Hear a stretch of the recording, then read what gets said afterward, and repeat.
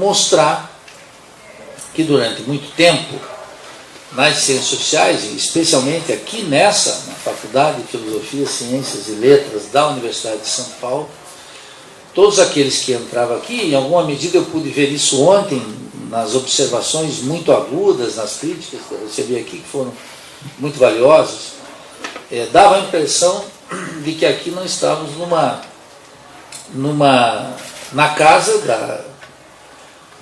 do que eu considero um mito nesse sentido antropológico da expressão, quer dizer, uma escola paulista de sociologia, que contou com a contribuição de muita gente e, entre outras figuras, de Florestan Fernandes, a quem o colapso do figurino francês eu dedico um ensaio. E ontem eu disse, o Florestan foi devorado pelo monstro que ele ajudou a criar. E explico aqui por quê. E ficou muito claro que alguns alunos diziam que nem Florestan mais é lido na sociologia. O que é lamentável sobre alguns aspectos, porque em alguns livros do Florestan ele tem uma contribuição notável, embora o Darcy Ribeiro sempre disse que a única parte relevante da obra de Florestan seria os 2 livros sobre os tupinambás, que é a dissertação de mestrado e a tese de doutorado. Mas o Darcy Ribeiro dizia, muito para puxar a brasa para a sua sardinha, porque ele, obviamente como antropólogo, ele dizia um pouco em broma, de maneira ácida, mas era também o que ele pensava. Porque o Darcy era muito refratário dessa sociologia que veio de São Paulo. Tem algumas premissas essa minha exposição. Quando eu falo de São Paulo, eu estou falando, e falo da USP, eu estou falando da maior universidade brasileira. Talvez agora em número de alunos, não sei como é que está, mas foi historicamente a maior universidade brasileira. E essa universidade foi criada pelo que existe mais reacionário no estado de São Paulo e na cidade de São Paulo. Foi criado pelo movimento contra-revolucionário de 1932, um movimento que nasceu da derrota da oligarquia paulista contra Getúlio Vargas, contra esse movimento nacional de 30. Vocês nunca esqueçam que Getúlio bombardeou São Paulo. O sujeito que dirigia aqui, o general que dirigia aqui as tropas, era o pai do João Batista Figueiredo, o último militar, o último general da ditadura brasileira. E São Paulo criou a USP supostamente para o liberalismo ilustrado, mas objetivamente para criar os quadros que a elite paulista precisava na sua disputa política com o nacionalismo brasileiro, com o nacionalismo varguista. E a USP, quando eu falo da USP, eu não estou falando só da USP, eu estou falando do sistema de pós-graduação brasileiro que durante longo tempo se alimentou do sistema de pós-graduação brasileiro. Quando aqui a República instaurou os mestrados e os doutorados aqui na USP, logo na força da ditadura, a USP expandiu sua influência no Brasil. Há cerca de 2 ou 3 anos a USP comemorou o fato, a cifra nada desprezível de ter formado 100 mil doutores e mestres. Em toda a universidade brasileira nós temos os pianos. Então eu falo aqui, mas obviamente estou falando da universidade brasileira. Então esse padrão de trabalho importado dos franceses foi evoluindo aqui. Não tinha problema enquanto o centro cultural da República foi até 1964 o Rio de Janeiro, não era São Paulo. E era basicamente, tinha um instrumento que era o ISEB. O ISEB foi o centro de pensamento mais importante que a República criou. Não por acaso é a primeira instituição que a ditadura fecha, é o ISEB. Tem um livro aqui de um paulista, que eu já vou lembrar o nome dele, mas é o ISEB Fábrica de Ideologias. Caio Navarro de Toledo. O Caio. Eu tive um debate com ele lá em Florianópolis, ele soltou o livro dele, que é a tese de doutorado, se não estou equivocado, analisa até 1958, 59 o ISEB.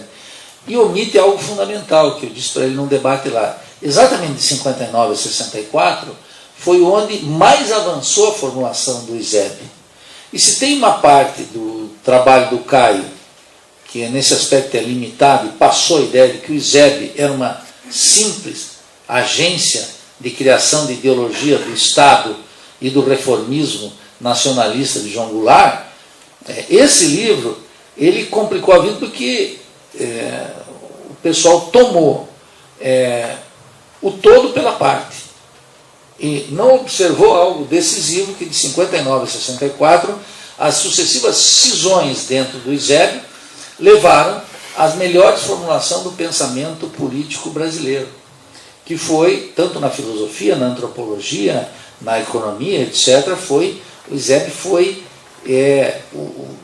pariu sucessivas crises, porque ali a mixagem, quer dizer, para usar uma palavra horrorosa, vou tirar isso, me perdoe, corta essa parte, a fusão entre o marxismo e o nacionalismo adquiriu o seu grau de intelectualização mais elevado. Podia ser visto, por exemplo, na obra da filosofia de Álvaro Vieira Pinto, podia ser visto pela direita com Hélio Jaguaribe, podia ser visto com a redução sociológica anterior de Alberto Guerreiro Ramos. Estava lá Nelson Werneck Sodré, estava lá uma quantidade de figuras que foram extraordinárias. Exatamente, a ditadura veio, não só fechou, como se extirpou as moléculas de pensamento crítico dentro da USP, por exemplo, a cassação de Florestan Fernandes, para dar um exemplo, e se turbinou uma universidade como a Unicamp, que é uma criação da ditadura, por esse chamado pelo pessoal de São Paulo, esse mandarim, que esqueci o nome dele agora, o Zeverino Vaz, que dá o nome do campus da Unicamp. O Zeverino, que era um homem da ditadura e que tinha prestado um serviço extraordinário contra o pensamento crítico, porque ele foi um interventor na UNB e demitiu na UNB.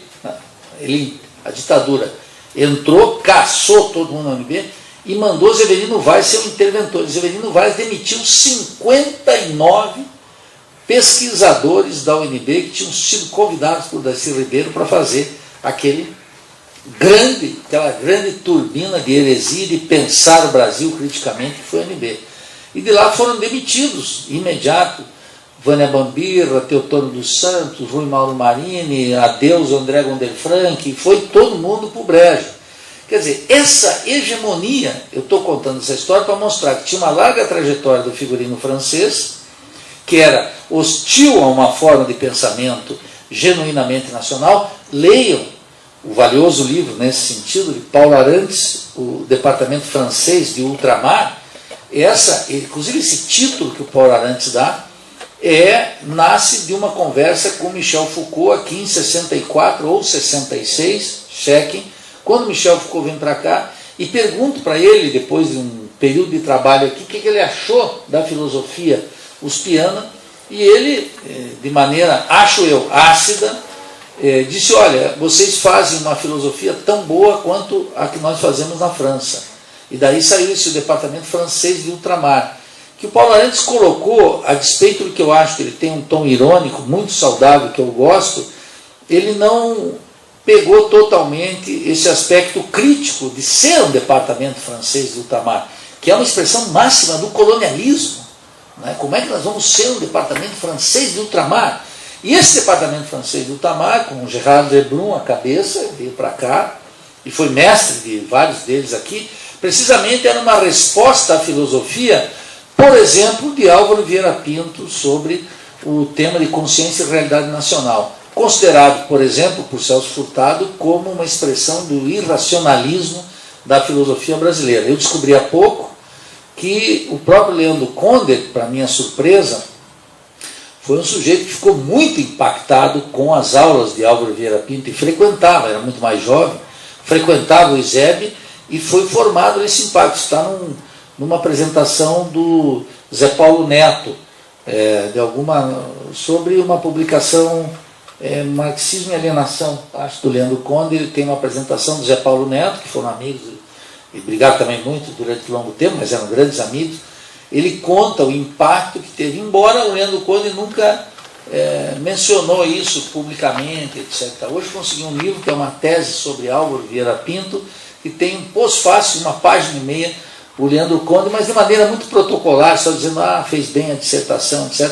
Não reconhece isso que veio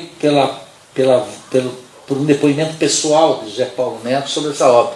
Mas isso mostra o quê? Enquanto esse pensamento crítico se estruturava no Rio de Janeiro, isso foi interrompido com a ditadura. E com a ditadura se turbinou os núcleos de pesquisa, de excelência, etc., nessa tradição monográfica francesa, que plasmou na USP, especialmente, e depois, logo em seguida, na Unicamp, através de Severino Vaz, que foi o encarregado de destruir a Universidade de Brasília, aquele projeto crítico lá, os dois principais centros das ciências sociais do Brasil, indiscutível. Gostemos ou não, a USP e a Unicamp são os dois centros mais importantes, porque tem mais dinheiro, porque tem mais influência, porque tem mais intercâmbio acadêmico, porque tem um sistema de bolsa maior, porque está localizado no coração burguês do Brasil, que é São Paulo, e toda a periferia, os gaúchos, os catarinenses, os paranenses, os pernambucanos, os paraibanos, os acreanos, vêm todos para cá para buscar as luzes na catedral. E pegam essa herança. As ciências sociais é um discurso que reprimiu a causa.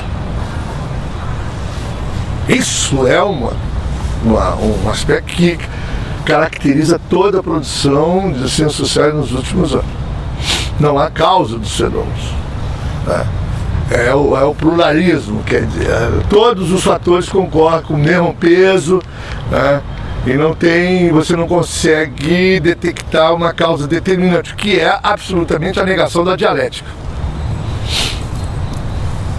Na dialética você tem vários fatores, mas sempre um prepondera. E o raciocínio marxista é o raciocínio que estabelece as causas das coisas. E é engraçado porque o Guder Frank talvez tenha sido o primeiro autor a comentar, a falar sobre o golpe de 64. No jornal The Nation americano, eu acho que 2 meses depois, não sei, 2 ou 3, ele escreveu um artigo sobre o golpe de 64. E ele sabe o que fala? Fala o seguinte, que quem deu o golpe de 64, quem deu o golpe de 64 foi a Fiesp.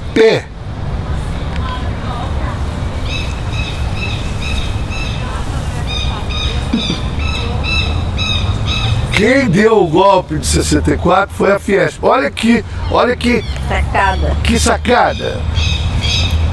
Olha que perspicácia. O raciocínio, vamos assim dizer, superficial, não, o golpe de 64 foi dado pelos militares. Ou o golpe de 64 foi dado pelo Lincoln Gordon, ali, a turma do Johnson, Lyndon Johnson com o Kennedy, né?